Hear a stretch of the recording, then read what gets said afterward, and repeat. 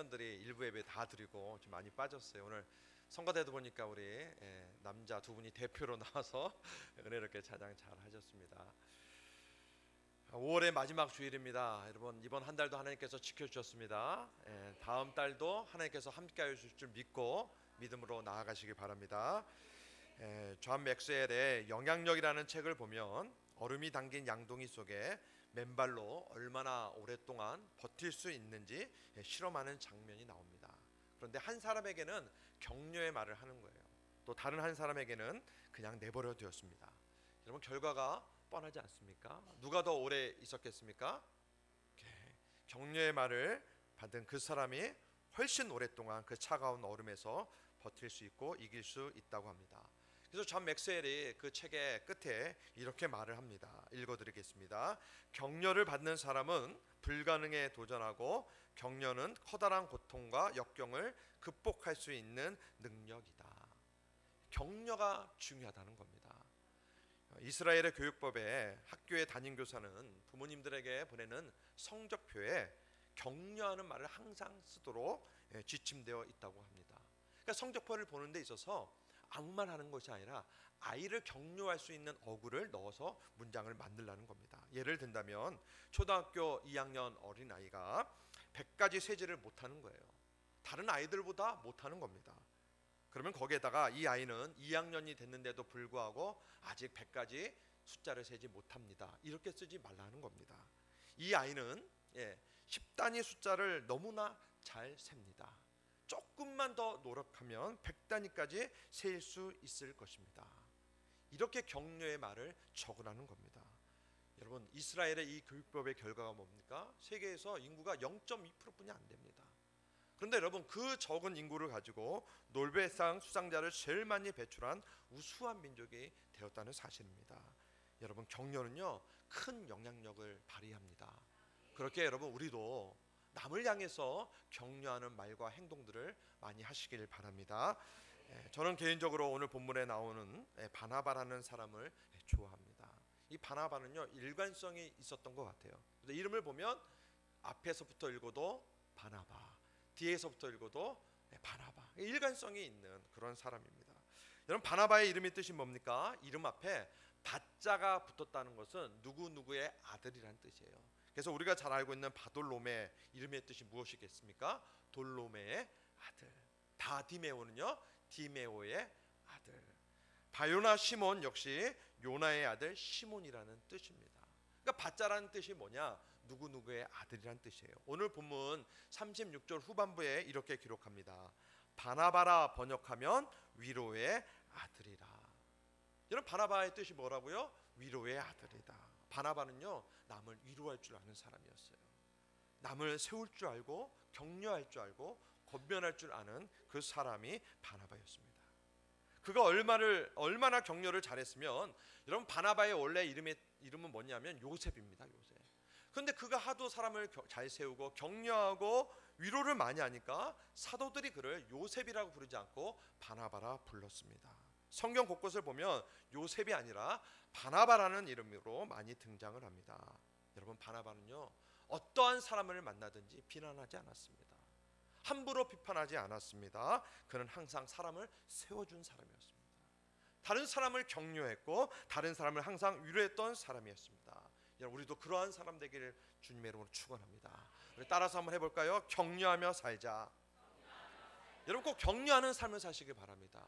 우리 한국 사람들이 다 잘하는데 대체적으로 격려하고 칭찬하는 것은 인색하는 것 같아요. 우리 먹는 걸 한번 생각해 봅시다. 여러분 한정식 집에 가보셨어요? 제가 어느 한정식 좀 비싼 집에 갔더니 상 가득히 음식을 나오더라고요. 제가 나중에 세봤어요.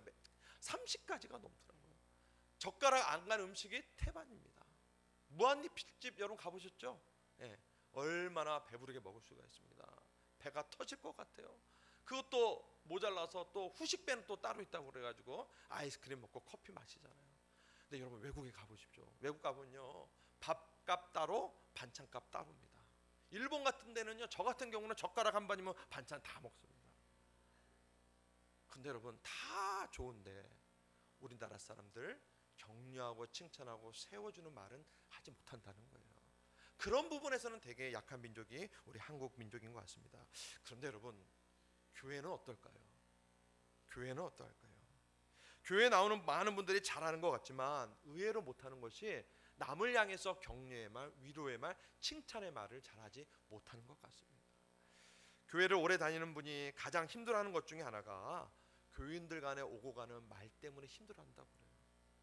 남을 세워주고 남을 칭찬하고 격려해야 되는데 오래 다니다 보면 이런저런 얘기를 많이 듣잖아요. 그런데 그런 말보다는 비난하고 비판하고 험담하는 그런 말을 들을 때 믿음 생활을 오래 하시는 분들이 힘들어한다고 합니다. 제가 전에 어떤 교회를 섬기는데 좀 필요한 부분이 있어서 어느 성도님에게 부탁을 했어요. 성도님, 요 부분에 대해서 우리 성도님이 좀 섬기기를 원합니다. 그랬더니 그분이 어떤 말을 하는데 그 말이 제 가슴에 와닿아요. 결론은 뭐냐? 하기 힘들다는 거예요. 왜 힘든가? 교회는 힘들게 일하고 뼈 빠지게 일해도 본전을 못 찾는다는 거예요. 내가 땀 흘리고 수고하고 애쓰는데도 불구하고 나를 향한 비난, 욕먹는 일들이 너무 많다는 거예요. 세상의 일은 그분 말은 그래요. 그렇게 힘들게 일하면 칭찬받고 성과가 있고 돈이라도 버는데 교회는 그렇게 힘들게 일하고 나중에 돌아오는 것은 비난과 비판이고 때로는 욕을 먹는다는 거예요. 여러분 어떻게 생각하십니까? 물론 이분의 말에 100% 저는 동감하지 않습니다. 개인적인 생각일 수도 있어요. 아니면 그분이 오해할 수도 있습니다. 아니면 그분의 믿음이 연약하기 때문에 그렇게 생각할 수 있겠지만 여러분 우리가 교회 생활하면서 곰곰하니 좀 생각해 볼 문제가 아닐까 생각을 해봤습니다. 여러분 무슨 말입니까? 교회가 칭찬과 격려의 사각지대라는 거예요. 여러분 우리 화목교회 성도는 바나바와 같은 성도가 많이 있는 교회가 되길 주님의 이름으로 축복합니다. 여러분 비판하고 비난하고 험담하는 것보다는 남을 세우고 남에게 위로를 주는 그런 분들이 많이 있어야 돼요. 제가 우리 한목교회 와서 우리 성도들 바라보면 남 비난하고 비판하고 욕하는 분들은 많이 보지 못했습니다. 거의 없는 것 같아요. 할렐루야. 아멘. 모르죠. 제가 못 봐서 그렇지. 예? 근데 여러분 정말로 우리 교회 보면 서로 세워주기를 원하고 격려하고 작은 것 같고 칭찬하는 그런 교회인 것 같습니다. 우리 교회는 위로의 사람, 격려의 사람이 많은 교회가 되길 바랍니다. 여러분 비난과 비판은요 사탄이 좋아하는 겁니다. 왜냐하면 비난하고 비판하면요 사람의 영혼을 무너뜨리는 거예요. 비판하고 비난하면 사람과의 관계를 무너뜨리는 겁니다. 그러나 하나님의 말씀은 어떠합니까? 하나님의 말씀은 남을 세우는 겁니다. 영혼을 살리는 겁니다. 세우는 능력이 하나님의 말씀 가운데 있어요. 그렇기 때문에 성도는 사탄이 좋아하는 것을 끊을 줄 알아야 됩니다. 그래서 죄도 끊으시기 바랍니다. 미움의 마음도 끊으시기 바랍니다. 남 험담하고 비판하는 것 그런 말과 생각들 다 끊으시기 바랍니다.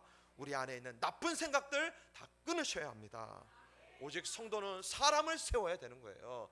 사람을 칭찬하고 위로하고 격려의 말을 할 줄 알아야 됩니다. 사도행전 11장 24절의 말씀을 보면 바나바에 대해서 이렇게 설명을 합니다. 우리 24절 말씀 한번 같이 읽어보도록 합니다. 시작. 바나바는 성령과 믿음이 이에 큰 무리가 주께 더하여 지더라. 아멘. 여러분 이 말씀을요 바나바의 이름 위로의 아들 격려의 사람이라는 말을 넣어서 읽으면 이렇게 읽을 수가 있습니다. 화면을 보시고요 제가 읽어드립니다. 격려의 사람은 착한 사람입니다.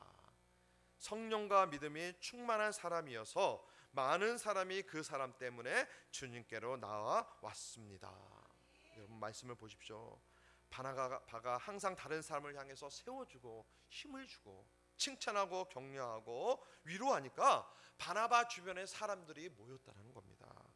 여러분 교회가요 위로만 잘해도 격려의 말만 잘해도 사람들이 몰려드는 축복이 임한다는 사실입니다. 저는 우리 교회에 많은 사람들이 정말로 바글바글되는 축복이 있기를 소망합니다. 그래서 사람들이 우리 교회 찾아서 뭐라고 말해야 됩니까? 야 화목교회 갔더니 위로가 되더라. 화목교회 갔더니 내가 세임을 받았더라. 내가 낭망하고 좌절하고 슬퍼했는데 화목교회 갔더니 사람들이 나를 향해서 말을 해주는데 그 말에 내가 격려가 되더라. 이런 말을 우리 교회가 들었으면 좋겠습니다. 여러분 결국에 격려가 어디까지 연결되는 겁니까? 사도행전 11장 24절 후반절에 이렇게 기록합니다. 이에 큰 무리가 주께 더하여 치더라. 여러분 전도가 되었다는 거예요. 여러분 전도는 기술보다 지혜보다 오늘 말씀 보면 뭐라고 말합니까? 격려할 줄 아는 사람이 영혼을 주께로 인도하란다는 거예요. 격려할 줄 아는 그 사람이 여러분 구원의 자리로 사람을 이끄는 전도자가 된다고 성경은 말씀하고 있습니다. 저는 우리 교회가 전도 잘하는 교회가 되길 주님의 이름으로 축원합니다. 그런데 여러분 다른 어떠한 것보다도 주변에 있는 사람들에게 따뜻한 격려의 그 말 한마디를 함으로써 하나님을 드러낼 줄 아는 그러한 격려의 대가가 되기를 축복합니다. 여러분 성경을 보면 격려에는 놀라운 능력이 있다고 말씀합니다. 우리 잠언 12장 25절 말씀을 우리 큰 목소리로 한번 읽어보도록 합니다. 25절 시작. 근심이 사람의 마음에 있으면 그것으로 번뇌하게 되나 선한 말은 그것을 즐겁게 하느니라. 아멘. 여러분 사람의 근심을 사라지게 만드는 선한 말이 뭐예요? 격려의 말이라는 거예요. 우리 잠언 16장 24절 말씀을 한 번 더 읽어보도록 합니다. 시작. 선한 말은 마음에 달고 뼈에 양약이 되는. 아멘. 여러분 우리 몸에요, 우리 뼈에, 우리 영혼에 격려의 말 한마디가 양약이 된다는 사실이에요. 여러분 격려라는 거 별것 아닌 것 같지만, 내 입에서 나오는 이 말이 별것 아닌 것 같지만 사람을 살릴 수 있는 말이 됩니다. 여러분 이 말이 별거 아닌 것 같지만 영혼을 살릴 수 있는 약이 된다는 거예요. 절망 중에 있는 사람들에게 내 입에서 나오는 이 격려의 말을 통해서 그 사람이 소망을 가진다는 사실이에요. 여러분 격려에 인색함 없이 아낌없이 주는 우리 성도가 되길 바랍니다. 자, 두 번째, 격려에는 변화의 힘이 있습니다. 따라서 합시다. 격려는 변화하는 힘이 있다. 여러분 지그지글러라는 사회학자가 쓴 희망을 쏟아라는 책이 있어요. 여러분 지그지글러라는 분은 아주 유명한 분입니다. 여러분 그 책을 한번 찾아서 읽어보시길 바랍니다. 그 책 안에 바벤바족의 이야기가 나오는데 이 민족은요 아주 특이한 족속입니다. 어떤 족속인가? 거짓말을 못하는 족속이에요. 나쁜 짓을 못하는 족속이에요. 사람들에게 해코지를 않는 족속입니다. 그래서 이 마을 안에는 범죄가 없다고 합니다. 왜 그 마을 가운데 범죄가 없을까? 학자들이 연구를 했는데 이 바벤바족에는 다른 민족에게 없는 아주 독특한 사회적 특징이 있다고 합니다. 어떤 특징인가? 누군가 잘못을 하면요 그 사람을 마을 한가운데 딱 세워두는 거예요. 주변에 사람들이 둘러섭니다. 그래서 그 나쁜 짓 하는 사람을 향해서 어떻게 하는가? 주먹을 주고 너 죽었어. 너 그런 안 돼? 여러분 이렇게 하지 않았다라는 거예요. 그 사람을 가운데 세워놓고 둥그렇게 서가지고 손을 펼칩니다. 그리고 무슨 말을 하는가? 그 사람에 대해서 칭찬한다는 거예요. 그가 비록 실수해서 나쁜 짓을 했지만 그 사람의 잘못된 것을 지적하는 것이 아니라 그 사람을 향해서 칭찬의 말을 하는 거예요. 너가 지금까지 우리 마을 가운데 살아왔는데 너 이러한 일을 너무나 잘했어. 작년에 비가 많이 왔는데 너가 우리 집 고쳐줬잖아. 동물이 떠나갔는데 네가 우리 동물 구해줬잖아. 이런 칭찬의 말을 하는 거예요. 여러분 그렇게 칭찬의 말과 격려의 말, 그 폭포수를 맞은 그 사람은 어떻게 변했을까요? 이 사람이 막 눈물을 쏟는다고 합니다. 사람이 칭찬을 해주니까 감동을 받아서 막 눈물을 쏟고 다시는 그러한 거짓말, 나쁜 짓을 안 한다고 그 학자들이 결론을 내었습니다. 여러분 생각해 봅시다. 사람을 바꾸는 것이 지적질 같아요. 사람을 변화시키는 것이 비난하고 험담하고 욕하는 것 같지만, 그 사람이 바꾸는 것 같지만 여러분 격려가 사람을 변화시킵니다. 우리가 착각하는 게 뭐예요? 나는 사람에게 자꾸만 뭔가를 지적질을 해줘야 돼요. 비난해야 돼요. 그러면 사람이 변화한다고 생각을 합니다. 그러나 여러분 비판과 지적질, 험담은 사람을 바꾸는 게 아니에요. 오히려 사람과의 관계만 깨어진다는 사실이에요. 우리가 자녀들 키워보면 여러분 아시죠? 여러분 자녀들 향해서 아무리 야단치고 잔소리해도 아이들 좀처럼 변하지가 않아요. 저도 마찬가지예요. 저도 남자지만 여자 못지않게 잔소리를 많이 합니다. 근데 결론은 뭐냐? 변하지 않는다는 거예요. 그래서 요즘은 좀 바꿨어요. 아이들을 칭찬하고 세워주는 말을 많이 하려고 합니다. 저희 집에 아이가 셋이나 있는데요, 셋 다 질풍노도의 시기예요. 고등학교, 중학교, 초등학교, 유치부 셋 다 질풍노도의 시기입니다. 아무리 잔소리 많이 하고 뭔가를 막 지적질해도 변화되지 않는 거예요. 하면 할수록 아빠와 아이의 관계가 점점점 멀어지는 것 같아요. 그래서 근래 들어서 여러분 칭찬을 많이 합니다. 여러분 생각해 봅시다. 내 자녀들을요, 지적질하고 충고해도 바뀌지 않습니다. 내 뱃속에서 낳은 그 아이지만 내가 아무리 뭐라고 해도 좀처럼 바뀌지 않아요. 근데 여러분, 교회 안에 내 말 한마디로 변화되는 사람이 그렇게 많이 있을까요? 내 자녀도 변화되지 않는데 우리 교회 안에 내 말 한마디로 변화되는 그런 분들이 많이 계실까요? 우리 따라서 한번 해봅시다. 우리는 사랑하고 하나님은 변화시킨다. 여러분, 이 말씀 명심하시기 바랍니다. 나는 연약해요. 누군가를 바꿀 수 없어요. 바뀌어지지도 않아요. 내 힘으로 다른 사람을 어떻게 할 수 없어요. 그러나 하나님께서 우리로 하여금 사람을 변화시킬 수 있는 방법을 주셨는데, 그게 뭐냐? 사랑과 격려라는 거예요. 여러분, 사랑하시기 바랍니다. 남을 세워주시고 격려하시기 바랍니다. 이 방법을 쓰는 우리 지혜로운 사람 될 수 있기를 축복합니다. 여러분, 제가 간증을 하나 하는데, 제 목회하는 데 있어서 아직까지 잊지 못하는 일들이 몇 가지가 있는데, 그 중에 하나 아주 중요한 일이 있었어요. 제가 전도사 시절 처음 사역을 시작하는데 제가 중등부 아이를 담당했습니다. 근데 아이들 앞에서는 그래도 설교를 잘했어요. 막 들으면 애들이 막 좋아하고 박수 치고 감동도 받고. 그런데 어른 설교는 제가 한 번도 안 해봤던 시절이 있었어요. 어른들이라고 하기에는 그냥 맨 앞에 서서 찬양 인도하는 것, 그 정도가 다였어요. 근데 어느 날 목사님이 금요일날 철야 예배 때 저한테 설교를 하라는 거예요. 장전도사, 금요 예배 때 설교 한번 해봐. 제가 태어나서 처음 설교하는 날이었습니다. 여러분, 얼마나 긴장되겠습니까? 떨리겠습니까? 부모님이 저를 향해서 야, 우황청심만 하나 먹고 가라. 그래서 그날 정말로 우황청심만 하나 먹고 강단에 섰어요. 여러분, 일주일 내내 얼마나 고민했겠습니까? 설교문 작성하고요, 때로는 금식도 하면서 하나님께 기도했어요. 근데 여러분, 우황청심만 먹고 기도하고 찬양을 해도 떨리는 건 떨리는 거고 안 되는 건 안 되는 거더라고요. 제가 설교 시간이 되어서 요 맨 앞에, 우리 성가대 맨 앞자리에 이제 설교자니까 앉았었어요. 찬양을 다른 분이 인도하고 기도도 하고 막 그랬습니다. 들어오겠습니까? 안 들어오는 거예요. 그냥 찬양하더라도 원고만 보고 그냥 하는데, 드디어 이제 설교 시간이 되었어요. 강당에 딱 섰습니다. 근데 그 교회는요, 전통 교회예요. 우리처럼 복음성가를 많이 안 부르고 드럼도 없고 오직 오르간, 오케스트라, 막 웅장하고 웃지도 않아요. 제가 앞에 딱 강대상에 섰는데 장로님들 보니까요, 얼굴에 핏기가 하나도 없는 거예요. 우리 권사님들 보니까 저를 째려보시더라고요. 저 젊은 전도사가 얼마나 설교를 잘하나 보자. 뒤를 보니까 우리 교육자들이 쭈르륵 앉아있는 거예요. 얼마나 떨렸겠습니까?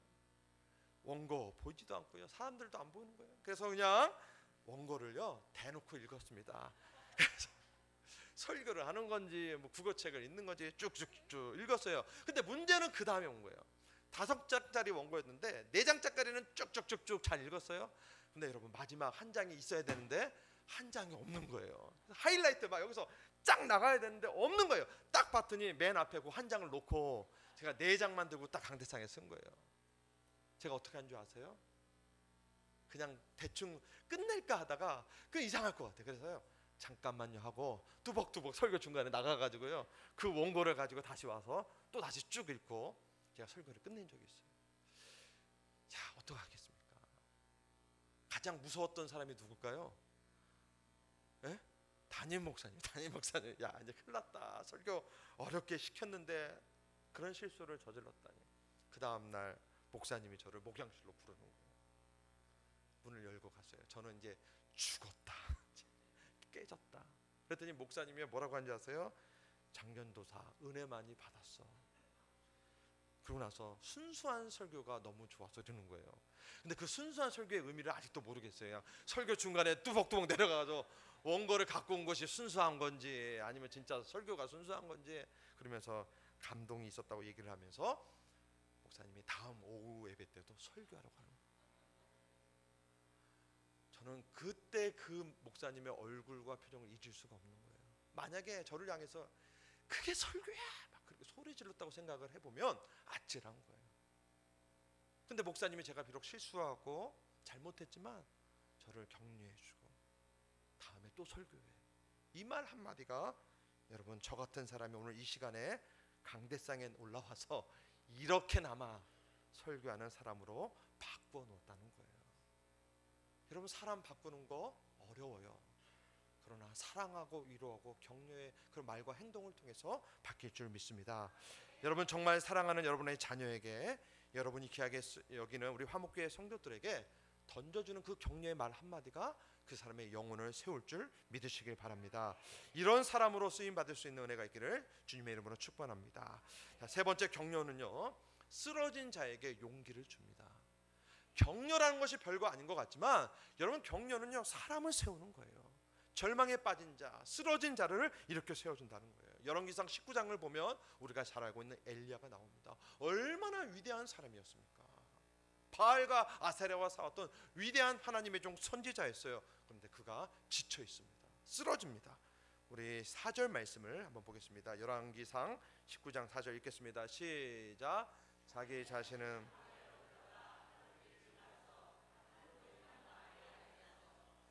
죽기를 원하여 이르되 여호와여 넉넉하오니 지금 내 생명을 거두시옵소서. 나는 내 조상들보다 낫지 못하니이다 하고. 아멘. 여러분 무슨 말로 들리세요? 엘리야가요 하나님을 향해서 주님 내가 죽겠습니다. 너무 힘들어서 하나님의 그 사역을 내가 감당하지 못하겠습니다. 주님 나 좀 어떻게 해 주십시오. 하나님. 그가 얼마나 힘들었으면 하나님의 종인데도 불구하고 하나님 앞에 그런 말을 합니다. 여러분 하나님이 하신 말씀이 뭔지 아십니까? 제가 하나님이라면 야 주의 종이 돼가지고 그런 생각 그런 말 한다는 게 말이 되느냐? 너가 그러고도 하나님의 종이냐? 너가 그러고도 이스라엘을 대표할 수 있는 선지자냐? 야단을 쳤을 것 같아요. 근데 여러분 열왕기상 19장 7절 말씀을 우리 한번 보겠습니다. 7절입니다. 시작. 여호와의 천사가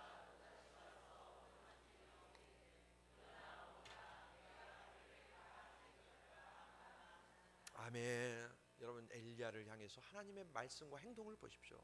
머리를 어루만줍니다. 그리고 그를 세워주는 거예요. 그가 필요한 떡과 물로 소생시켜 주시고 위로하고 새 힘 주어 걸어가게 하신 그 격려하시는 그 하나님을 엘리야가 만났습니다. 힘을 얻었어요. 일어났습니다. 하나님의 일을 감당했습니다. 여러분 이게 격려라는 거예요. 여러분 격려는요 상한 갈대를 꺾지 않습니다. 죽어가는 그 심지를 꺾지 않는 그 단어가 격려라는 거예요. 여러분 격려는요 지친 자에게 용기를 줍니다. 힘을 줍니다. 쓰러진 자를 일으켜 세우는 것이 바로 격려입니다. 격려라는 말을 헬라어 원어로 보면 파라클레오라는 말을 씁니다. 여러분 파라라는 말은 뭔지 아십니까? 어디 옆에서예요. 클레오는 뭔지 아세요? 소리 지르다 부르짖다예요. 그러니까 이 격려라는 말이 파라클레오인데 여러분 이 단어를 합쳐보면 이런 말입니다. 옆에서 소리 내는 거예요. 격려가 뭡니까? 옆에서 소리 내는 거예요.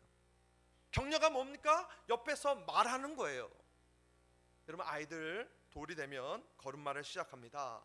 걸음마 하다 보면 아이가 자주 넘어져요. 그래서 옆에서 부모가 뭐라고 합니까? 소리를 지르는 거죠. 야 조금만 더 힘내, 조금만 더 다리에 힘줘, 조금만 더 걸어오면 아빠가 있어. 그럼 그 아이가 뒤뚱뒤뚱 일어납니다. 또 가다가 또 넘어지죠. 또 아빠가 소리 질러요. 조금만 더 힘내. 그럼 또 아이가 뒤뚱뒤뚱 걸어가지고 힘겹게 아빠의 품에 안기는 거예요. 저도 그 역시 저도 그 느낌 아직도 잊을 수가 없어요. 지금 생각해 보면 왜 그 아이가 그때 넘어졌는데 울지 않았을까? 태어나서 처음 일어나서 걷는 건데 얼마나 두려웠을까? 그런데 왜 그렇게 쉽게 울지 않았을까?